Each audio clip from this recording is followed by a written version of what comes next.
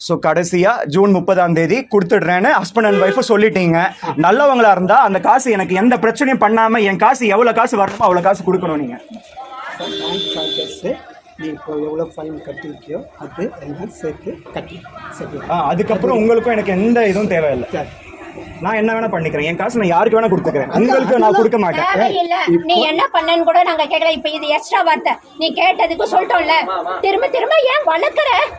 சண்டைக்கு தானே இது. கேட்க மாட்டேன், வாங்கிக்கிட்டோம் தரன்னு சொல்லி போய் இந்த அம்மா பேரு நாமினி போடுறதுக்கு கேட்டுட்டு இருந்தேன். வாங்கினதுக்கே இந்த பாடுபடுறோம். உன் பேரு உன்னோட எஃப்டிக்கு வீட்டுக்கு நாங்க நாமினி பாரு.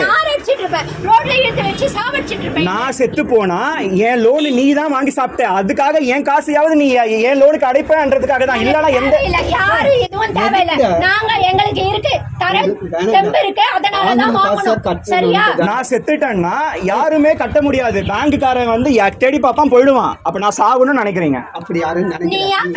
பேசு என்ன பேசுறியோ பேசு. அதான் வீடு இருக்குன்றல்ல, ஜப்தி எடுத்துருவான்றல்ல, அப்புறம் எப்படி அவன் இது பண்ணுவான் அது பண்ணுவான். இந்த மாதிரிலாம் பேசாத. செத்து போகணுன்ட்டு யாருமே நினைக்கிறாங்க. அவர் ஃபோன் பண்றாரு. பேசு.